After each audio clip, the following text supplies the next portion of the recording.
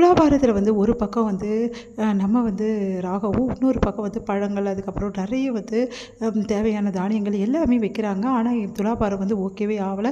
கடைசியில் வேறு வழி இல்லாமல் அபியோட நகையெல்லாம் வந்து கழட்டி வைக்க சொல்கிறாங்க. அதையும் அபி வைக்கிறாங்க. அப்போது ஓகே ஆக மாட்டேங்குது. வந்து அந்த சித்தர் சொல்கிறாரு, மனசில் பாரம் இருந்தால் கண்டிப்பாக ஓகே ஆகாது அப்படின்னு சொல்லிட்டு, அதனால் என்ன பண்ணுறாங்க, வந்து யோசிச்சுட்டு வந்து அபி வந்து தாலியை வந்து கழட்ட போகிறாங்க. எல்லாருமே அதிர்ச்சியில் வேணாமான்னு எல்லாரும் சொல்கிறாங்க. இல்லை, அவர் வந்து மனசு பாரத்தோடு இந்த தாலியை வந்து அவர் கட்டினாரு. இந்த தாலிக்கு வந்து நான் வந்து முக்கியத்துவம் தரதா தான் இந்த வந்து துலாபாரம் கரெக்ட் ஆகட்டும், இது உண்மைன்னா அப்படின்னு சொல்லிட்டு அபி வந்து கழட்டி வந்து அந்த தாலியை வந்து அந்த தராசிலே போட்டுடுறாங்க. அப்போ வந்து கரெக்டாக வந்து துலாபாரம் வந்து ஓகே ஆகிடுது. அதே மாதிரி வந்து ராகவ் வந்து சரியான எடைக்கு வந்துடுறாரு. அவர் வந்து மேலே இந்த ராகவ் கீழே இறங்கிடுறாரு. எல்லாருமே அதிர்ச்சி அடைகிறாங்க. கரெக்டாக நிற்கிது துலாபாரம். அம்மா, உன்னோட தாலிக்கு அவ்வளோ சக்தி இருக்குமா, அந்த அம்மன் உன்னை ஏற்றுக்கிட்டாமா, வந்து நீ வந்து பரிசுத்தமானவமா அப்படின்னு சொல்லிட்டு அங்கே இருக்கிறவங்கெல்லாம் வந்து சொல்கிறாங்க. அதெல்லாம் கேட்டு ராகவ் அதிர்ச்சி அடைகிறாரு. உடனே பார்த்துட்டே இருக்காரு. அபியா இது அப்படின்னு சொல்லிட்டு அப்படியே பார்த்துட்டு ஒன்றும் புரியாமல் வந்து யோசிச்சுட்டே இருக்காரு. அடுத்து வந்து எல்லாரும் சொல்கிறாங்க, ராகவ் கிட்டே, இங்கே பாருப்பா, உன்னோட பொண்டாட்டியோட கழுத்தில் தாலி இல்லாமல் இருக்கக்கூடாது. அதனால் வந்து அவள் மஞ்சக்காயத்தை மட்டும் தான் போட்டிருக்கா. அதனால் அந்த புனிதமான தாலியை உன் பொண்டாட்டிக்கு வந்து அம்மன் சன்னதிலே வச்சு கட்டுப்பா. இதுக்கப்புறம் உங்களுக்குள்ளே எந்த பிரச்சனையும் வராது, நீங்கள் நல்லா வாழுவீங்க அப்படின்னு சொல்லிட்டு அங்கே இருக்கிறவங்கலாம் சொல்கிறாங்க. சாமியும் சொல்கிறாரு. அதையெல்லாம் கேட்டுட்டு ராகவ் வந்து யோசிச்சுட்டே நிற்கிற. என்ன ராகவ் யோசிச்சுட்டே நிற்கிற, அபிக்கு அடுத்த தாலியை கட்டுறா அப்படின்னு சொல்லிட்டு பாட்டி சொல்கிறாங்க. அதே மாதிரி அஞ்சலியும் சொல்கிறாங்க. அஞ்சலி தாலியை எடுத்து கொடுக்குறாங்க. இந்தாப்பா கட்டு அப்படின்னு சொல்லிட்டு சரிட்டு கட்ட போகிறாங்க. உன்னை வந்து அபி வந்து தடுக்கிறாங்க. என்னாச்சு அபி அப்படின்னோடனே, அவர்கிட்ட நான் கொஞ்சம் பேசுகிறோம், பேசிவிட்டு அதுக்கப்புறம் இந்த சடங்கை நான் பண்ணிக்கிறேன் அப்படின்றாங்க. பேசணுமா அப்படின்ட்டு ராகவ் வந்து அவரே பார்க்குறாங்க. சரி, நீங்கள் பேசுங்க அப்படின்னோடனே, வாங்க அப்படின்னு சொல்லிட்டு 2 பேரும் தனியாக போய் பேசுகிறாங்க. அப்படி என்ன அபி பேசுவா ராகவ் கிட்ட, அதை தெரிஞ்சுக்கணுமே, அதை விடக்கூடாதே அப்படின்னு சொல்லிட்டு பின்னாடியே போகிறாரு. ஐயோ, இப்படியா தெரிஞ்சுக்கணும்னு நினச்சா முடிய மாட்டேங்குது, அவங்க தூரமாக நிற்கிறாங்கன்னா அவங்க பேசுறது ஒன்றும் காதில் விட மாட்டேங்குதே அப்படின்னு சொல்லிட்டு அப்படியே பார்த்துட்டே இருக்கார் முரளி.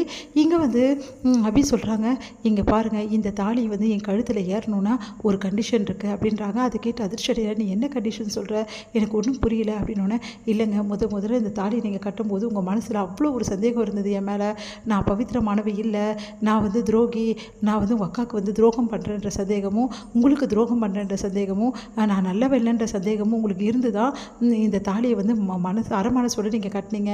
அது எனக்கு நல்லாவே தெரியுது. ஆனால் அது எல்லாமே இல்லாமல் எல்லாமே தூக்கி போட்டுட்டு நான் நல்லவ, நான் நேர்மையானவன் சொல்லிட்டு நீங்கள் நம்பணும். அதை நீங்கள் நம்பினீங்கன்னா மட்டும் என் கழுத்தில் இந்த தாலியை கட்டுங்க. அப்படி நம்பலைன்னா எனக்கு இந்த தாலி வேணாம் அப்படின்னு சொல்கிறாங்க. அதை கேட்டு அதிர்ச்சி அடைகிறாங்க. நீ என்ன சொல்கிற, இங்கே தாலி கட்டலாம் பெரிய பிரச்சனையாகும், எல்லாரும் வந்து என்ன பேசுவாங்க, யாருக்காகவும் நான் வாழ முடியாதுங்க, இதுக்கப்புறம் அவங்க என் மனசை வந்து நான் கல்லாக்கிக்க முடியாது. அதனால் நீங்கள் என்னை நம்புறதா இருந்தால் மட்டும்தான் இந்த தாலி நான் கழுத்தில் உங்கள் கையால் வந்து வாங்கிப்பேன். அப்படி இல்லைனா இந்த கட்டினுக்கு இந்த அம்மன் சன்னதியில் இந்த மஞ்சக்கயிறே காலம் ஃபுல்லாக எனக்கு போதும். நான் கல்யாணம் ஆன பொண்ணுக்கு சாட்சிக்கு இந்த மஞ்சக்கயிறு பொறுத்த வரைக்கும் இந்த மஞ்சக்கயிறே என்னோடய தாலி தான். அதனால் வந்து அந்த அம்மனோட தாலி இது, அதனால் எனக்கு ஒன்றும் பிரச்சனை இல்லை, நான் இதே போட்டுக்கிறேன் அப்படின்னு சொல்கிறாங்க. உடனே ராகவ் யோசிக்கிறாரு.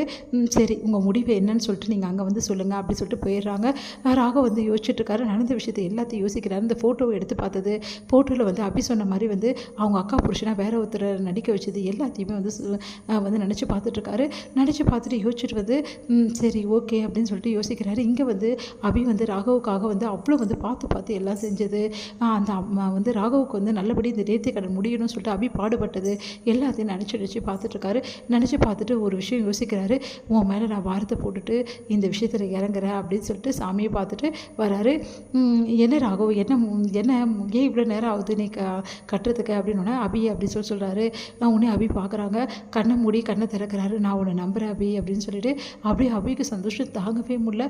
நிஜமாவா அப்படின்னு சொல்லிட்டு கேட்குறாங்க. ஆமாம் அப்படி சொன்னோன்னே சரின்னு சொல்லிட்டு அப்படியே கிட்ட போயிட்டு, நான் உன்னை நம்புகிறேன், 100% நம்புகிறேன், போதுமா, நான் இப்போ தாலி கட்டலாமான்னு கட்டுங்க அப்படின்றாங்க. எல்லாரும் பூத்தூவி வாழ்த்து தெரிவிக்கிறாங்க.